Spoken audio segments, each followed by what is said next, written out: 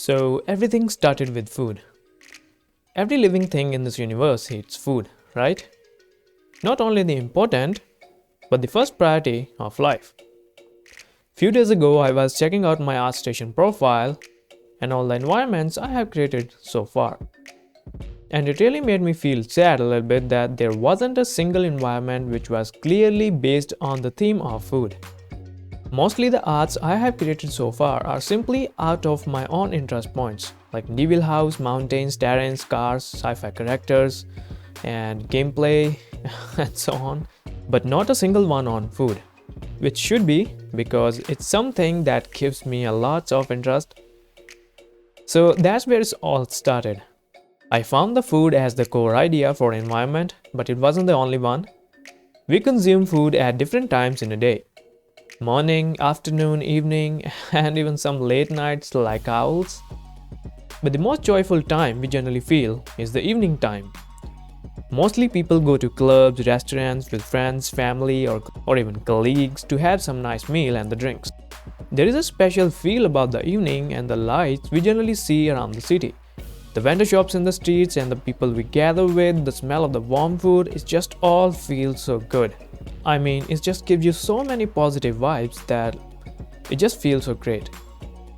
Hanging out with friends, enjoying meal, and that hot steam coming out of the shops just makes you feel more starving, right? And the company you get from your friends or colleagues just gives you the warmth to feel more relaxed, and the neon lights on the shops and the light coming out of the streets just lifts up the mood. But I wanted to intermix the entire theme with a little bit of cyberpunk style evening, with a little bit of rain, wet floor, and the theme of food, which literally gave me the whole idea about the scene I wanted to create. And I am going to share the whole process with you, which I put in work to create this entire food corner environment. So welcome everyone to my new Blender tutorial. My name is Nishan, and let's get started. As always, I simply started to block out the composition first. I had gathered lots of references from Cyberpunk game, ArtStation, and the Pinterest, which really helped me a lot to get this scene done as from the perspective of cyberpunk art. I simply had the front shop as the main reference point of scene to set up the entire environment from that specific camera angle. Then I started piling up all the details one by one as just simple blocks as a layout. A cylindrical structure in center, a round-edged building behind it, and a couple of buildings around the scene at appropriate distances. Then organized the center structure a little bit more with small addition to generate more interest and make it more appealing to the viewer's eye. Then I added two flyovers to make the scene look bit in a flow towards the increasing height. Then I started working on each and every single object in scene to add details and appropriate shape and size. Started with this shop. Also added a human scale reference in the scene to see things in actual scale and perspective. Added a glass counter on top and added some metallic rings inside it and gave some thickness just like we generally see around the vendor shops how the glass counters looks like. Then I started creating seats on the side of a counter. Now these should look mechanically operated a bit to get the cyberpunk feel from the way of living using technology even in the smallest things. Then added seats and adjusted it properly to the scale. Now it's time to work on the rest of the shop structure as a whole. Started creating some sort of technical base machines which are holding the metallic columns of the shop. I had seen these devices somewhere, I think in movie or game, but I don't remember at the time. So I created their basic shape for now to develop it more later. I also added some supports in between the centers, which just provides a little bit rigidity to the overall structure. Then I started to create metallic frames on which I was gonna add the neon lights to lit up the shop. I kept the shape bit sci-fi to get the cyberpunk feel, and they really did look well. Also added side rings to hang something if needed, like lamps or lanterns. And right after that, I added a canvas on the top of the shop roof. It just adds so much organic touch to the scene. Then I created a simple shaped tube lights and duplicated them all around the shop. Just tilted few tube lights to give them a little bit variation in placement. And also added a simple emissive shaded light to just check the lights in the scene. Right after that, it was a time to get the center circular structure in shape. First, I created a small base on the top to support an electric grid. Then I added a circular roof with metallic supports beneath. Then I created some sort of beacon of light including hubs to get connected with the group of wires. Added more appropriate support to the metallic rings. Then I started working on another small conical roofed vendor shop. Created tires on one side and added supports on the other. I connected a pipe on the top of the shop and connected a conical roof with that. I also had created 2 vending machines even before starting this project because I knew that I was gonna use them in the scene. One is for ice creams and another one is for the drinks. I placed both of them right beneath the circular structure, and ask me, they both kinda looked perfect there. They also had some emissive shaders lights as well, which I have provided to the neon lights of the shop, which you're gonna find out later as we're gonna build up the scene.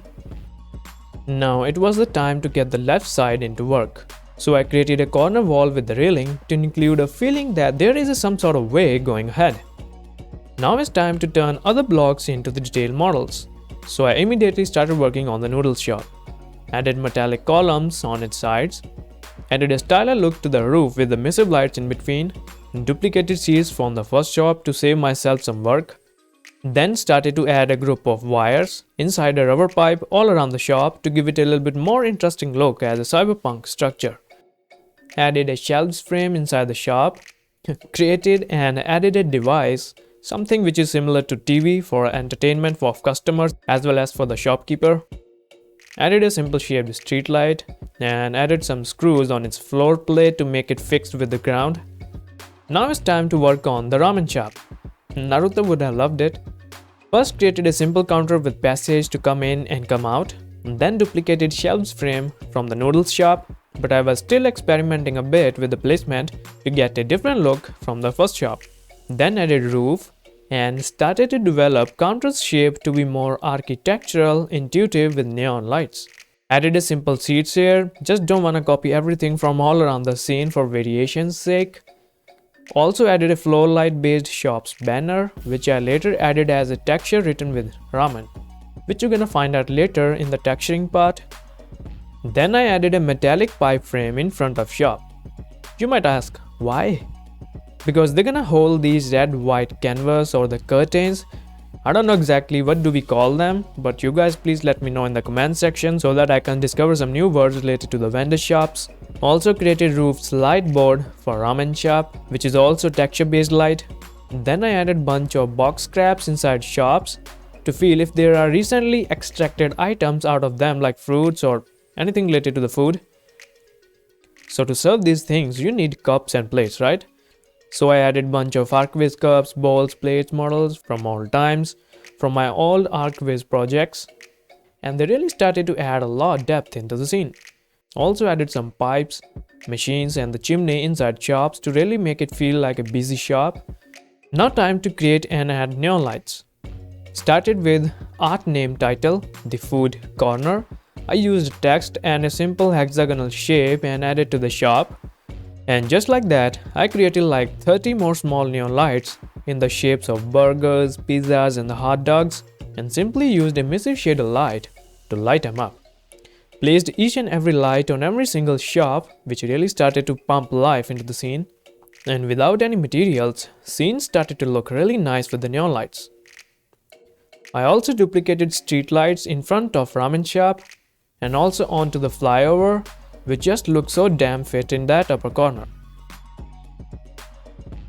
Now it's time to chase after that round building in the back, on which I did some Archviz shape development by adding cantilever metallic floors on top stories. Also added glass window frame in center part and added a glass frame to the floor cantilever. Also added some exterior architectural parts on the wall in the back. Also duplicated the main shop to the back with some custom changes just to add a variation in the scene so that doesn't feel like an exact duplicate. Also added a uniquely stylized shape building with ramen shop, which is clearly based on the cyberpunk style. Now it's time to add the most important part of the scene, which is the wires group. Just simply used curves as wires, but adjusting their shape and getting them twirled into each other was just no easy deal at all. I spent like hour and a half to get the shapes right and placed their ends on the shop's roof, but that was only for the one side of the scene. I duplicated wires on the other sides to the corners of the shops and changed their shapes entirely as they all were different, which really looked nice in the test renders. Now it's time to mount the Japanese lamps or lanterns on these wire groups. I already had created these lamps first. Some of the textures I had to create myself with Krita, and some of them I found free. The colors are merely a personal choice, but you may have noticed that for most of the times people use blue and red colors together. Why? Because they both are opposite to each other on complementary colors wheel.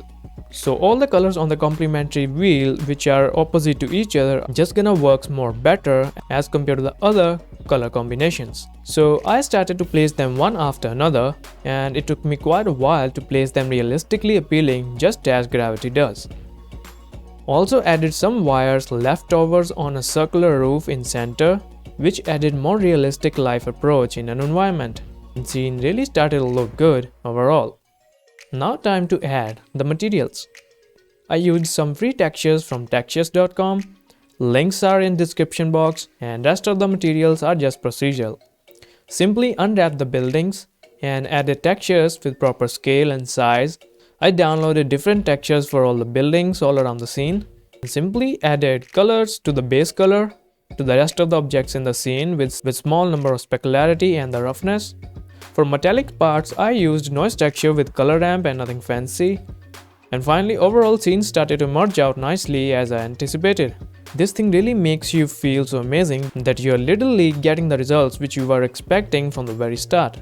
Now time to add some characters in the scene. So I went to mixammer.com and downloaded bunch of suitable characters for the scene. Then I added one by one in the scene and set their poses with the rigs according to the ideas I had in mind, and then placed each of them in the scene one by one. Then I added bunch of area lights to the buildings and all around the environment just to make it more appealing from that specific camera angle I had set. And I also added some alpha based smoke planes and distributed them in all over the environment just to pump in some smoky look into the cyberpunk scene, just like you see the smoke coming out of the shops or from the chimneys, just exactly to give that smoky look just as you see in cyberpunk game. Then I rendered out the entire scene with 800 samples, denoiser on with cycle sending engine, and also checked out the mist and the Z depth of the scene to render them out for the last composition, and exported all the data into the Krita for final composition. I added a bit of mist in the scene with screen mix type and lowered the opacity a bit. Then I duplicated the mist and added a little bit bluish tint with curves and also mixed it up a little bit. Also added the depth and lowered the opacity a little bit, and finally I got these results in the end. You can also achieve the same results with Blender Compositor. It just means that I'm a little bit more habitual to use the Krita now rather than Blender Compositor, but the results just will be the same. If you like the content, please like the video and share with your friends. Make sure you subscribe to the channel and hit the bell icon so that you don't miss any upcoming future videos. You can also follow me on social media, Facebook, Twitter, Instagram and ArtStation. If you have something to say, feel free to leave in the comment section. I will get to that as soon as I possibly can. So thanks for watching, stay safe, and I'll see you guys next time. Bye for now.